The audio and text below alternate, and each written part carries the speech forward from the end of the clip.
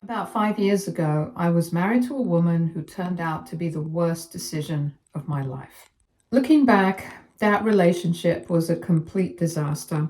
We first met during our college years. At the time, I was just a regular guy, focused on my studies, not really thinking too much about relationships.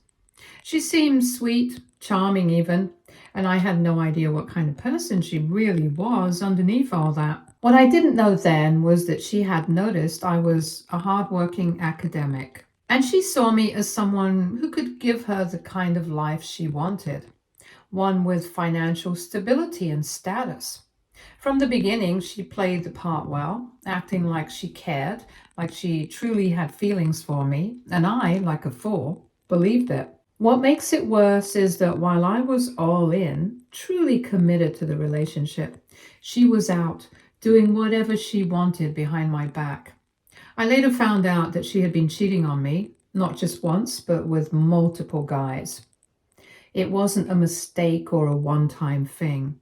Looking back, I realized just how naive and foolish I was at the time. I truly believed that I could be the one to change her, that somehow, through my love and patience, I could fix everything that was broken in her, that made her cheat on me. I truly believe that if I just gave her more of myself, if I made more sacrifices, maybe she would finally see how much I cared and stop with the lies and betrayal.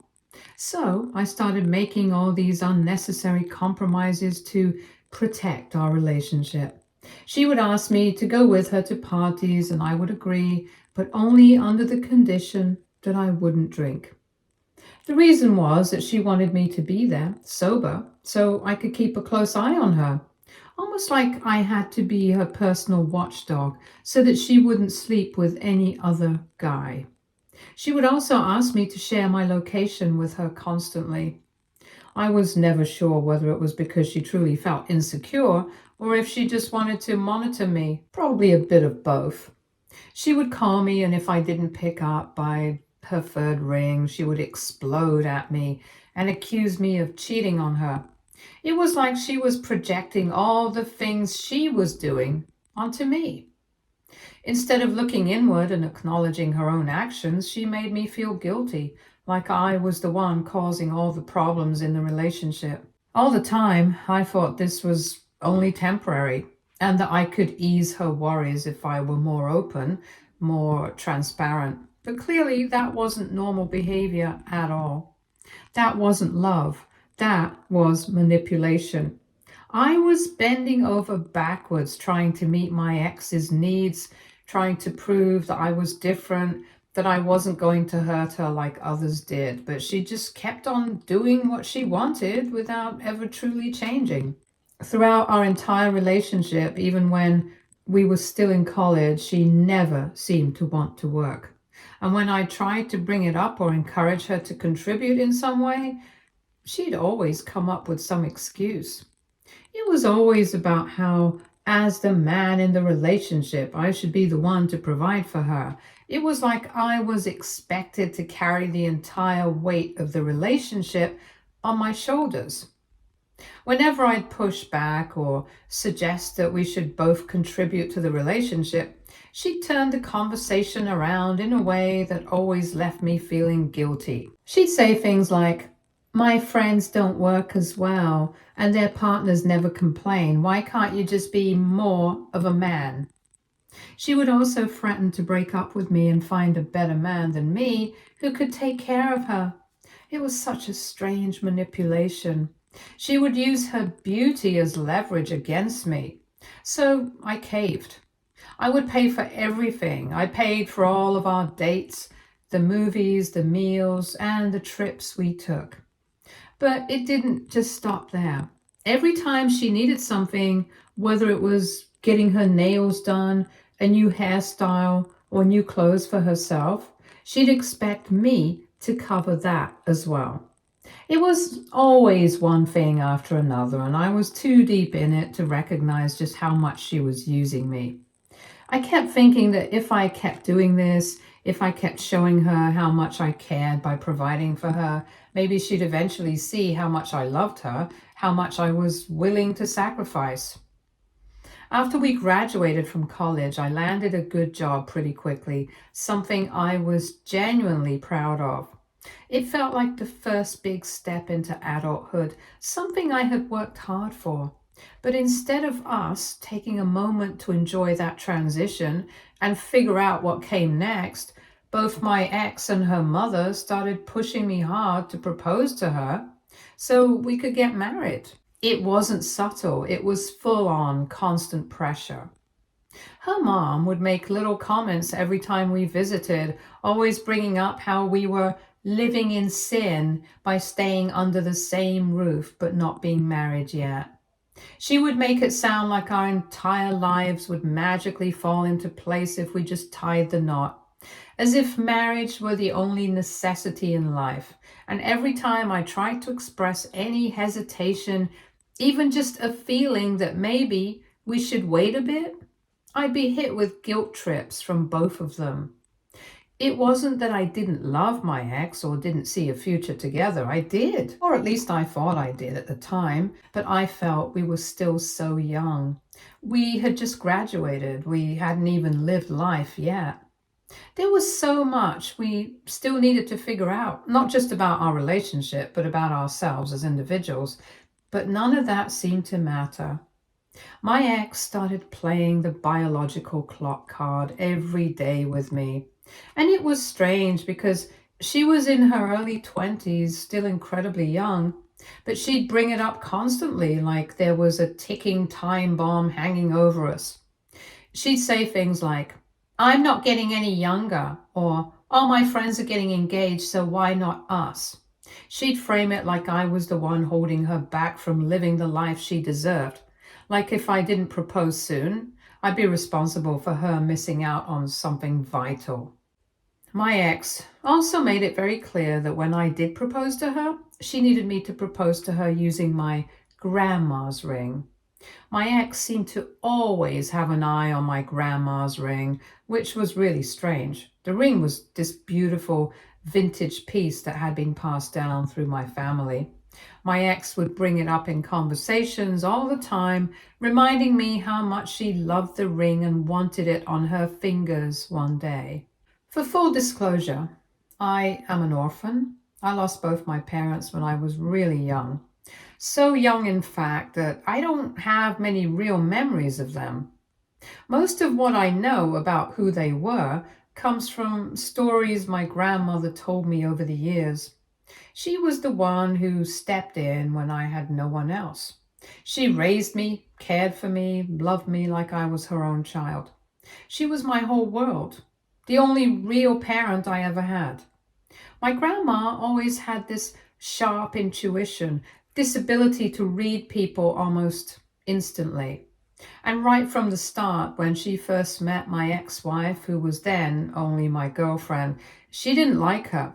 She told me that my ex seemed snooty, a bit entitled, and that something about her just didn't sit right. She felt my ex lacked warmth and didn't show much real interest in me or the people around me. She said she could sense that this girl cared more about appearances and status than she did about love or loyalty. At the time, I had brushed it off. I didn't want to believe it. I think part of it was because I was so in love and wanted things to work so badly.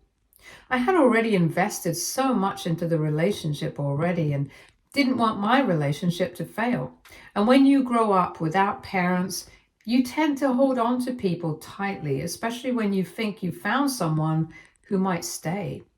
I didn't want to risk pushing her away, so I convinced myself that my grandma just didn't understand her like I did. I wish I had listened. I wish I had trusted the one person who had never steered me wrong. But I was young, hopeful, maybe a little too eager to build something that looked like family, even if it wasn't built on anything real. When I finally made up my mind and told my grandma that I was going to propose to my ex, I was nervous about how she would react. However, she herself handed the ring to me even before I could ask. She said, "Even though I don't completely like the woman you're marrying, I still love you. You're my only grandchild. You're all I have, and I want you to have this ring, not for her, but for you, so you can continue the family legacy forward. I was really touched by her gesture. After my grandma gave me her blessing and the ring, I started planning the proposal. I wanted it to be special for my ex. I put together a surprise engagement party with all of her closest friends and family, exactly the way she had always talked about. She always had this vision in her head of how she wanted to be proposed to, something grand, something public, and I made sure every detail matched that dream. I got down on one knee in front of everyone she loved with the ring she had always talked about and asked her to marry me. At the time, I truly believed I was doing something beautiful for the person I was going to spend the rest of my life with.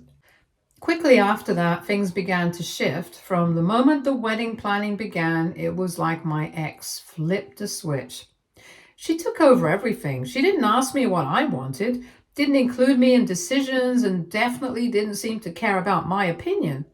And this wasn't about small details like flowers or seating charts. It was every single thing.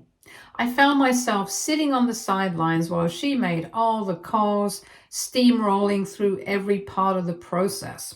If I ever tried to suggest something or express what I would like to see, she and her mother would brush it off like it didn't matter. And the thing that made it even harder to swallow was the fact that I was the one paying for everything. Every single expense, from the venue to the catering, the decor, the outfits, even the gifts for her bridal party. I covered it all. I was working hard at my new job, juggling pressure and responsibilities just to make sure she got the dream wedding she wanted. But somehow, I had no voice in any of it. I wasn't treated like a partner in a shared moment. I was just the guy footing the bill. Then, when it came time to invite my side of the family for our wedding, my ex told me point blank that she didn't want me inviting anyone from my side of the family. At first, I was stunned. Why would I not invite my own family? My ex went on to justify that since I was an orphan and didn't have real family anymore, just my grandma and a few distant relatives, it would look bad in front of her huge family that people might pity her for marrying someone who didn't come from a complete household like hers, with a proper family. I can't even describe what I felt in that moment. It was like someone took a knife and drove it right through my chest. She made it clear that to her, my lack of parents, my small family, was an embarrassment, something to be hidden, something shameful. She kept pushing the idea that it would be better for me if I didn't invite anyone from my side of the family. She framed it like she was doing me a favor, like sparing me the embarrassment of having a small turnout would somehow protect my feelings, but I saw right through it. I tried to reason with her. I told her, look, I might not have a huge family, but the people I do have, my grandma, my few relatives, and even some close friends, they matter to me. They've stood by me when no one else did. They deserve to be there for my wedding. But she just wouldn't let it go. This is when I finally snapped at her. After everything I had put up with, I finally hit the limit. I looked her straight in the eye and told her that if she kept pushing this, if she continued to belittle my family, then I would walk away for good. I made it clear I wasn't bluffing, and I told her, this isn't negotiable. You don't get to tell me that the people who raised me and stood by me don't belong at my own wedding. She was stunned, genuinely caught off guard. Up until that moment, I had always given in, always tried to keep the peace, always let her take the lead, just to avoid more conflict. But this time, I wasn't backing down. For the first time, she saw that I wasn't going to keep sacrificing myself just to make her feel better. After that, she shut up about it. She didn't dare to bring it up again. I went ahead and invited my family and friends just like I had planned. Throughout our marriage, my ex and her mother have used me as a cash cow for them. They saw me as a walking, talking ATM machine. Every time there was a bill or an expense, it was always on me. I was the one working long hours trying to build a life while they sat back and lived comfortably off my efforts, if it was owed to them. My ex never once made an attempt to get a job, not even a part-time gig. Whenever I brought it up, she dismissed the idea, saying a man should take pride in providing for his wife. And if I even hinted that I was feeling overwhelmed with all the expenses, I was met with guilt trips and accusations. On top of everything, my ex had a separate bank account just for her. In it, she would want me to deposit a few $100s each month so that she could have her own protection money. She called it her backup fund, a safety net in case things went wrong between us. That hit me hard. I remember asking her, if that's what you're worried about, wouldn't it make more sense to find a part-time job and save up your own money as your backup fund? But instead of seeing the logic in that, she would make me out to be the bad guy. She called me greedy and controlling for even questioning her. She accused me of trying to keep her financially dependent on me so she could remain powerless. However, the irony was that she was the one who didn't want to work. Hence, she depended on me for money. I never wanted that. In fact, I would have loved for her to go out there and grind on her own. But she was lazy and entitled. So, month after month, I kept giving her hundreds of dollars to deposit in her personal account. The incident that truly broke our relationship was when I got into a serious car accident. I had suffered multiple broken bones and required emergency surgery, followed by a stay in the ICU where I needed round-the-clock care. My health insurance was only partially covering the expenses, so I had to pay the remaining amount out of pocket. I had some funds, but for the rest, I asked my ex-wife to help me using her backup money. I even promised to pay her back, and I absolutely would have, but to my surprise, she outright refused. She argued that it was her money and that she didn't want to waste it on my hospital bills. She claimed that I had the money itself and was just lying to get hers. I found this extremely insulting. Why would she think I was lying? Throughout our entire relationship, I had worked tirelessly for her, providing for her, and met all of her needs. Yet when I get into an accident, she couldn't even help me out? Fortunately, my best friend stepped in and helped me cover the remaining expenses. He didn't even ask me to pay him back, but of course I did. Throughout my time at the hospital, my ex and her mother never really visited me much. 2 weeks after staying at the hospital, I was finally released to go back home. My ex didn't even bother to come and pick me up. My friends helped me to settle down at my place. When I got some time, I checked my phone, social media, and was extremely shocked that while I was at the hospital, my ex had gone behind my back and bought her mother a brand new luxury car. Both of them had posted about it on Facebook with captions like, "Hard work pays off," and how God rewards those who deserve it. I scoffed at the audacity of my ex-wife buying a car for her mother while refusing to pay for my hospital bills. What made it worse was that this wasn't even her money. It was all mine.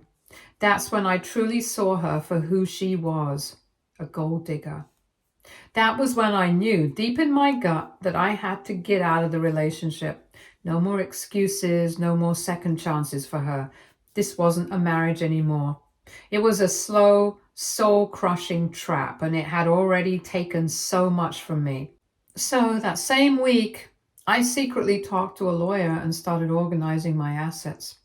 Once everything was prepared, I served my ex with the divorce papers. She looked at me as if I had lost my mind. I told her calmly that I was done with her and needed her out of the house with all her things within the hour. She began yelling and screaming in blind rage, and I recorded her outburst to use against her during the divorce. She broke several of my plates and home decor, even throwing things at me. One of her cups hit me in the face, causing me to bleed from my forehead. Since I was still weak and recovering from my accident, I decided to call 911, fearing that I might get hurt even more if her behavior escalated. When the police arrived, they saw the mess. I showed them the video, making it clear that I was afraid for my life. My ex tried to fight back with them, but they arrested her immediately. Later that evening, her mother called me, screaming and threatening to ruin my life for daring to divorce her daughter. I calmly told her that the call was being recorded, and she immediately hung up in fear. After that, I did everything I could to stay away from my ex, recording every time she tried to contact me so I could use it in my divorce proceedings. Thankfully, it worked. The judge sided with me, recognizing that we didn't have any children and acknowledging how manipulative my ex and her mother had been, as well as how she had used me for all those years. As a result, I was ordered to pay nothing. My ex, of course, was furious and went on a social media rant calling me a deadbeat husband. But luckily, all of my friends stood up for me and tore her down in the comments. Over the past 5 years, she has tried to get in touch with me a few times, but I've always ignored her as usual. Twice, I have even passed by her on the street and acted like she was a complete stranger, not even bothering to look at her when she would call out to me. Since the divorce, I've been through therapy and worked on myself. I did stay single for a long time and only recently started dating again. My current girlfriend is really cool. This week, out of nowhere, my ex reached out to me again, using a different number this time, saying she wanted to talk about something very important. I ignored her as I usually do and was about to block her again when she sent me multiple messages begging me not to block her, claiming she really needed my help this time. She then went on to say that her mother has cancer and needs chemotherapy. Apparently, my ex is currently broke and doesn't have any money for her mother's treatment. She knows that I'm financially stable enough to help, so she started asking me to cover the costs, saying that even though we got divorced, I should do it for the sake of my ex-mother-in-law. That message made me laugh. Both mother and daughter had tried to bleed me dry, and now she wanted my money again? Absolutely not. I replied with a firm no, and told her that if she was really that desperate, she could sell her mother's luxury car to pay for it. In response, my ex sent me multiple desperate messages calling me a stuck-up a-hole for refusing to help her. So Reddit, AITA, Update 1. Because people keep asking, here are some more details on what my ex and her mother did to me during our relationship. On the day of our wedding, my ex didn't even have the decency to engage much with my side of the family. She didn't go out of her way to greet them, didn't check in with my grandma, didn't make any effort to help them feel included or welcome. In fact, she and her mother completely ignored them. No warmth, no respect. It stung. So later, after the wedding, I confronted her about it. But she just shrugged it off, like it wasn't a big deal. Over the 3 years we were married, I watched my connections to family and friends slowly fade. People who had always been close to me started keeping their distance. They didn't want to be around her. I don't blame them. It's hard to be around someone so toxic. Every month, I was also expected to send money to her mother. Yes, that's right. Her mother also received money from me. My ex always reasoned that her mom was aging and didn't have anyone else to depend on. She'd say things like, "If you love me, you'll take care of her like she's your own mother." I didn't want to come across as cold-hearted, so I kept sending the money like a good son-in-law. I wonder where all that money is now. Before our divorce, I did confront my ex about why she bought her mother a luxury car while she refused to help with my surgery. She justified it by saying our finances were separate, so she had every right to spend her money however she wanted. Anyways, since the divorce 5 years ago, I've reconnected with all my family and friends, people I had unintentionally distanced myself from during the relationship with my ex. It's been incredibly healing to rebuild those bonds. Everyone has been genuinely supportive and happy that I finally left that toxic relationship. Many of them have told me they had seen red flags early on, but didn't know how to approach me about it back then. Now they're just relieved to see me doing better, emotionally stronger, and back to being myself again.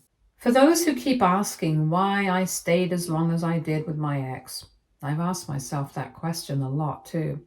Truth is, when you're in something toxic, it doesn't always look toxic right away. It's a slow burn. You keep making excuses, telling yourself things will get better, that maybe you're overreacting or maybe you're the problem. I stayed because I wanted to believe the love I gave would be enough to fix things. I stayed because I thought loyalty meant staying no matter what. But I've learned since then, loyalty doesn't mean letting yourself be used and disrespected. Also, I don't know if my ex is lying about her mother's diagnosis just to get money out of me. After everything they've done, it's hard to trust a single word that comes from either of them. Update 2. So, my ex reached out again. This time, she straight up called me an arrogant prick. She's angry at me that I'm refusing to bail her out, just like I would always do in the past.